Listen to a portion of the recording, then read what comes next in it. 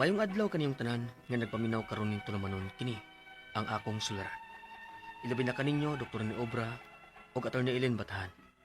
Hingon man sa mga artista nga maghataw kinabuhi ning akong suwat suliran.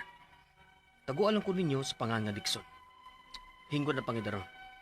Minyo ug may duha mi ka mga anak. Itago na lang sab ang akong address. Kay mauwaw kong mailan. Punto legal kining akong suliran. Kabahin kini sa mong sitwasyon sa akong asawa ug mga anak. Makaingon yun ko. Nga lisod kayo ang sitwasyon sa pagpuyo ning doon natay ugangan nga manghilabot. Aron iyong sabtan, sugdon ko atong wa kami magbuwag sa akong asawa. Ingon ini ang mga panghitabo.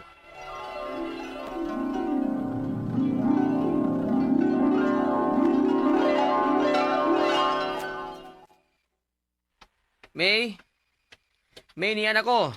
May da akong sudan. Maniud to na ta. Ay, dapat sabak mo, kinanas, Dixon. Ha? Mas maayo na magani makadungog siya. Pero may baon na siya. Mama, sakit. Nag-away sila si May ug iyong mama. Yes, sila. May, niyan ako. May.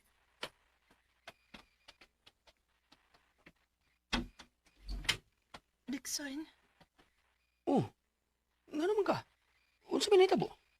yaw-yaw na sis mama. Kay? Baw na ka. So, dili animal.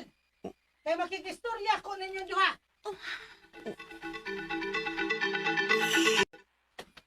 Unsa man unta ng pagisultihan nimo namo ni May ma? Pagbuwag na lang mo eh. Ha? Dixon, Tempa. Ngano naman sa di ma?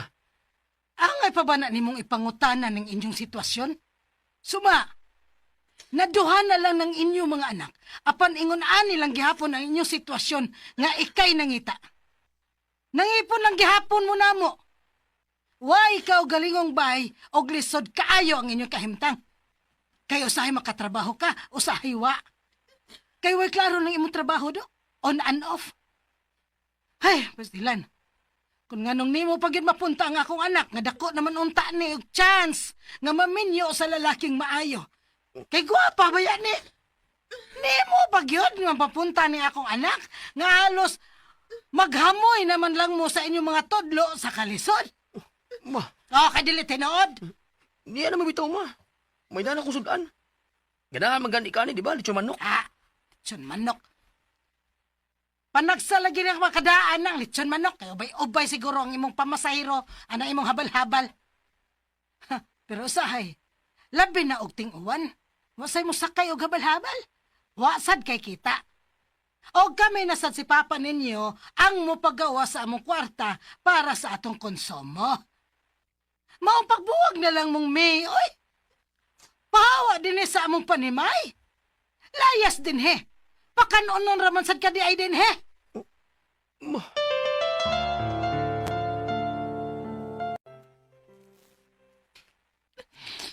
malayas ka. Gimangita ko mayong trabaho, May. Aron dili na ko i-lockdown si mong mama. Mangita og trabaho nga, dako-dako ang sweldo. May, mag-antol sa taron na. Kamang kalagyo ta. Tayo ka balaga. Kuha na tamo sa mga bata pohon, May.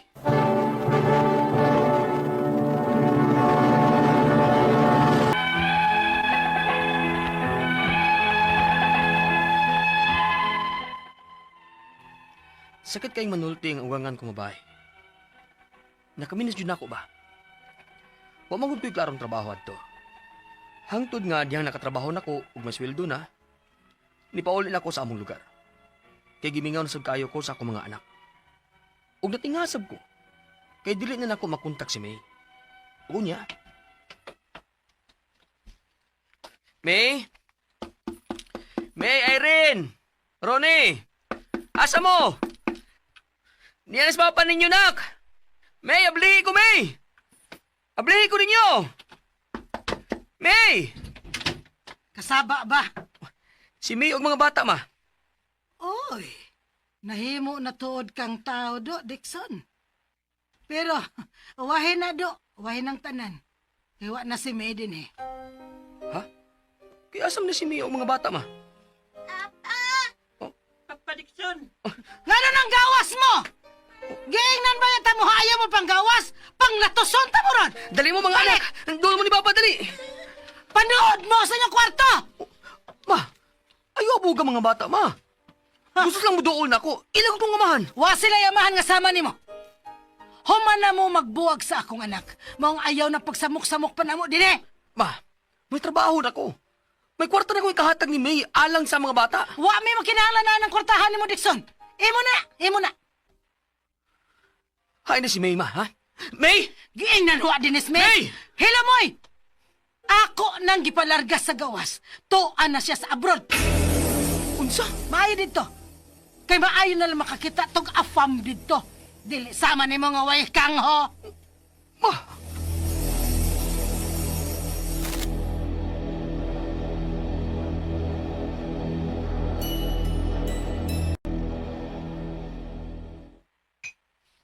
Gagawal naman yung dawata sa imong ugangan ng imong kwarta. Inom ta. Oh. Tanawa ron. Kita na noy nahubog. Ibuwag minimisa kong ugangan. Ngil asa lugbatasan na imong ugangan dik sa nawalag kwarta. Bautong iya nga gipalarga si Miss Gawas. Kay gusto man siya og dollar. Ha? O ang imong mga anak, gidaog-daog lang niya. Sige alag sugo. Gimo katabang. Nasa ko man ka pagitaon si May. Kaya dili ko naman siya makontak. Huwag naman sa JFB. Oy. Nagilis man og pangan sa FB si May. Ha? Unsa may FB niya ba? Ha? Unsa?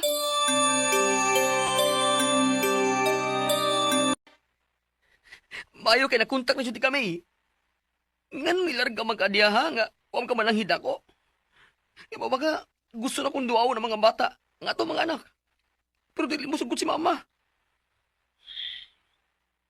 Dili ka na pwede mo doon sa mga bata, Dixon.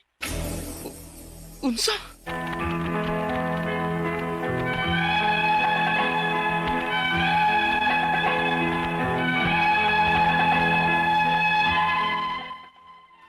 Under kayo nga akong asawa siyang inahan.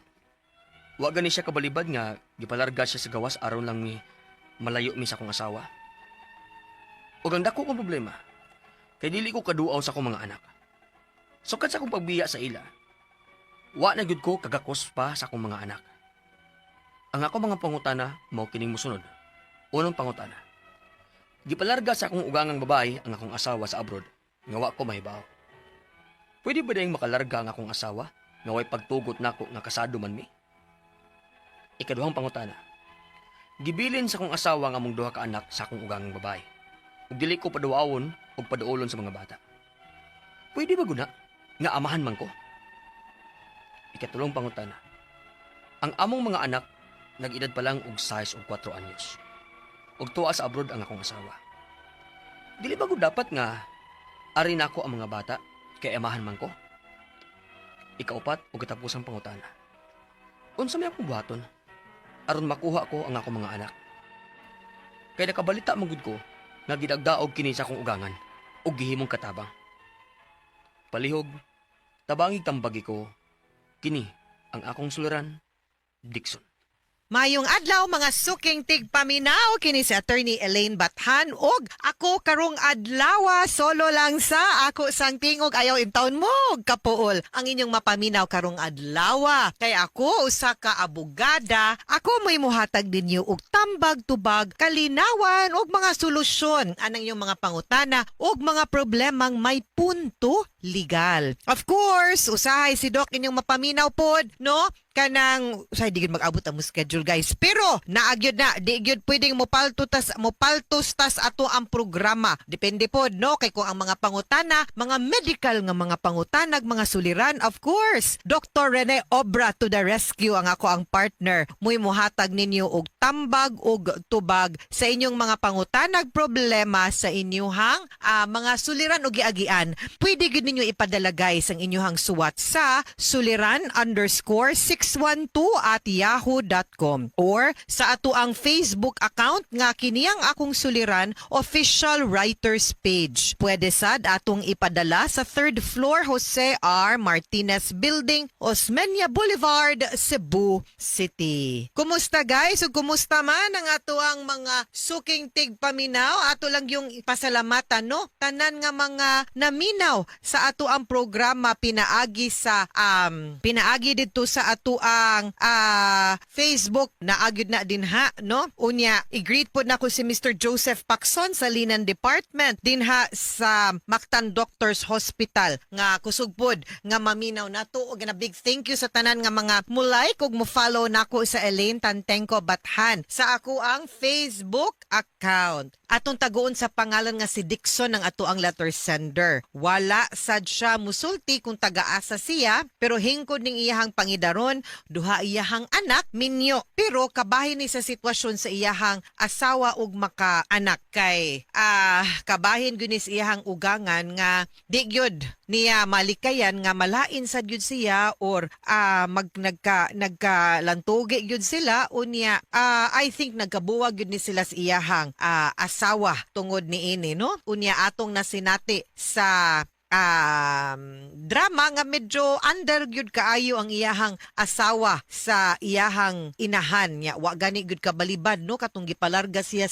gawas aron magkalagyo gyud siya sumuo gyud ning ilahang kanang punot dulo sa ilahang problema. Unang pangutana in town ni Dixon, gipalarga sa akong ugangang babay ang ako ang asawa sa abroad nga wa ko mahibaw. Pwede ba di nang makalarga ang akong asawa nga way pagtugot nako nga kasado man mi? Actually, ang ato ang manggumbalaod, no, nag-ingon nga ang babay pwede gyud mo pursue og maskig unsang career ug unsang pagpanrabaho niya, pero dapat dili pud siya contrary to morals, public order, dili pud immoral nga or illegal nga mga trabaho. Unya dapat gyud unta na ipagtugot sa bana. Unya kung di mo magkasinabot, ang korte mo'y magbuot unsaon ninyo. Pero diring dapita maskig way balaod ba, normal man gyud unta nas manag-asawa, bana ug asawa managtiayon, magsturyaanay gyud og unsay plano ninyo sa kinabuhi, no? Magsturyaanay mangganita sa atong uyab nga magunsa ka ugma or unsay imong buhaton karong adlaw. Kana pa bang nagpuyo nagdulog mo unya inyong kaugma taglihok ninyo? Kaugmaon man gyud ninyo ang inyuhang dapat huna-hunaon, diha man gyud unta na punta, no? So di gyud siya normal whether by law or by human nature nga di ka makibaw. Labi nagnilargas gawas kadako anak nga desisyon sa managtiayon, no? Unya kanang di ka mahibaw, di gyud siya normal, no? Pero ako I cannot blame solely ang imuhang ugangan nga gipalarga siya. Imong asawa wa sa ko kasabot ngano wa man mo pahibaw nimo, no? Nga dapat siya gyud unta maski pagipugos siya sa iyahang ginikanan pagpalarga, dapat unta siya'y na ay obligasyon mo pahibaw nimo. Ikaduhang pangutana, gibilin sa akong asawa ang among duha ka anak nga sa akong ugangang babae. Ug di ko paduawon o paduulon sa mga bata. Pwede bagod na nga amahan man ko, dili gyud pwede. Una sa tanan, minyo man mo ang naay kustodiya. Sa bata ang ginikanan ug dili ang lulo ug lula. Kana nga wa ang mama, anha gyud unta sa papa ang kustodiya. Kustodiya meaning anha dapat magpuyo, magdako nimo. Dili pwede. Kana nga maski pagbisita did-an ka, samot, no? Mas naakay kanang katungod nga mukuha anang bataa o kuhaon nimo nga imo na inana nimo ang kustodiya, mas naakay right ana kana noong pagbisita og pagduaw did-an ka, pwede gyud na nato ipaglaban og ireklamo, pwede gyud na nato pod i-assert kanang katungod nimo isip amahan kay ikaw ang mas naay labing dakong katungod sa mga bata over the lolo ug lula. Ikatulong pangutana, ang among mga anak nag-edad pa lang og 6 ug 4 anyos. Ang tuwa sa abroad akong asawa, di bagod nga dapat arin ako ang bata kay amahan man ko? Like I said, yes, regardless of their age, the fact nga nawa ang mama, ikaw gyud mo'y mo barog isip amahan ug inahan ana nila ug ikaw like I said ang mas na ay labing dakong katungod ngadtos mga bata kay iya man mong gibiyaan, dili ra man ikaw ang iyang gibiyaan, hasta mampud ang mga bata. Mangutan na lang gyud ko kay wa jud ko nahimutang. Dikson, wa sad baka ka nakasa ngano mga wa man mananghid nimo ang imong asawa niya ni biya, no? Basin sa kaning imuhang suwat ba nakakita man ko, kabasa man ko sa imuhang letter, no, nga ang imong ingon nga di ka paduolon, pero ang ako alang ani nga basin naagyud wa man gud ni nakabutang sa imuhang suwat, no? Ako maningitan-aw karon wa man gud nakabutang kung unsa gyud ang inyong problema, no? Kung naabagyoy something else, no, nga nakapa-trigger nganong nilakaw kay di sad gyud siya usual. Paminsar kag tarong, no? Kay basin kung unsa ra po'y pabor nimo manimong gisuwat sa ako pero di sad kay ko katuo nga wa sad gyud kay nabuhat ngay nganong nilakaw man ba. Pero kung katungod lang pud atong storyahan kana pwede gyud anha nimo. Unsa may akong buhaton mo niyang katapusang pangutana, no, aron makuha ko ang akong mga anak kay nakabalita manggod ko nga gidaog-daog kini sa akong ugangan o gihimong katabang na muyatis na naunsa na ni. Ang apo gihimong katabang sugo-sugoon. Kuha dong adtog DSWD be, no? Wa manggugukibaw sa imong address, so ako kibaw asa dapit nga DSWD imong duolon, pero adto palihog sa DSWD, patabang sa tanod ug sa barangay captain, andama ang birth certificate sa mga bata, imong ID pagpamatuod nga ikaw ang amahan ana nila